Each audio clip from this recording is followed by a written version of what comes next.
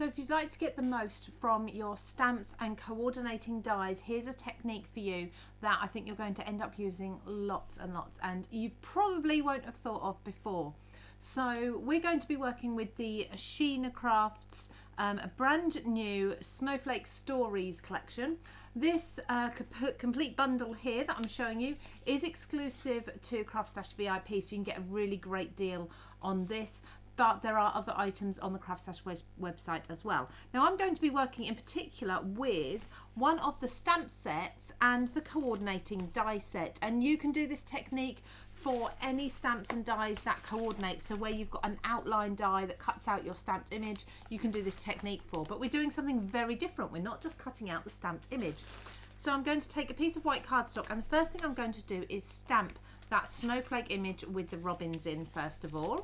Now I'm going to be stamping this onto my cardstock using a Memento ink pad. This is because when Memento dries, it is waterproof, and we're going to want that. We don't want the image to smudge when we do the next part of the technique. So I'm just going to stamp this in black, so it's going to be a black and white image. I really love the monochrome look, particularly when you have lots of colour around the outside, and that's exactly what we're going to be doing. So just stamp this, and because I'm in a stamping platform, if I have any areas that are slightly missed, I can go over again. I do always like to do a couple of layers of ink anyway when I'm using my stamping platform, because this just gives me a better and clearer image. So let's just fold that once more. Now you can already see there's lots of detail in here. There we go. Okay, so I'm not going to be colouring that in at all. All I'm going to do now is just use my heat tool to set this and make sure it's dry. So then I'm going to take the outline die, and this outline die coordinates with the snowflake there, and I've just cut it from some scrap cardstock. As you can see, I've got the snowflake there, and I've also got the waste. Now it's actually the waste that we're going to be using today. So I'm going to take that waste and I'm going to put on the reverse of it some repositionable or stencil glue. Now you might want to take this away onto a mat or into a cardboard box to do this, so you don't get sticky on your craft mat. And I'm just going to carefully line this up with the stamped image just over the top there.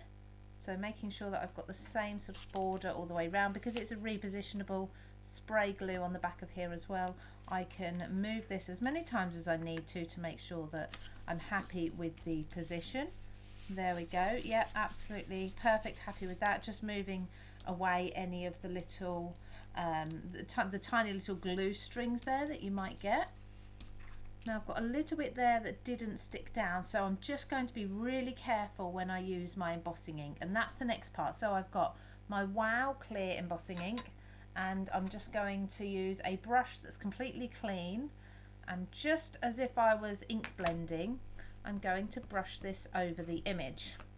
So you can see on the black cardstock perhaps we're getting a slightly darker image there, so that just shows that we are actually applying clear ink. Obviously you're not going to see anything here because it's a clear ink, but I would suggest do the points of the snowflake first, and then once they're done, just work a little bit of this into the middle. The beauty of it is if you don't capture everywhere that you need to the first time round, you can easily reposition your stencil and add some more of the clear ink and clear powder afterwards. So I think I've covered everything there. So I'm just going to remove my stencil very carefully, trying not to tear it because I might want to use it again. And I'm going to apply some clear powder to where I've just put the clear ink. Now I usually choose my card base before I start a project, so with that to hand I'm just going to use it to capture any of the excess powder, give it a good flick. Now bear in mind you might have some sticky residue around the edge there from your stencil glue, so just take a paintbrush and brush some of that off if need be. And the next stage is just to heat set your clear embossing powder.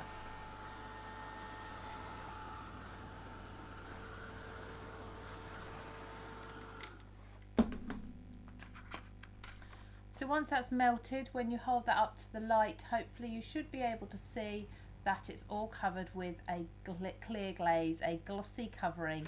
That is now going to resist the next stage, which is your inking.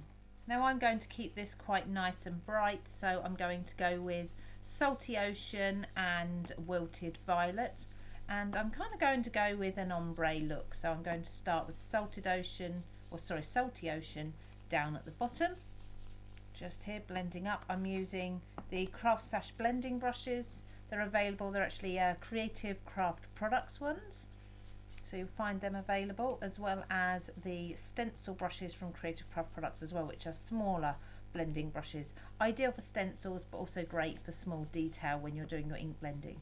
So I'm going to blend up to around about the halfway mark just here. Now I'm going to switch and do Wilted Violet from the top. And lastly, I'm going to take some water spray and just spritz some droplets over that background to create a lovely kind of splattered look.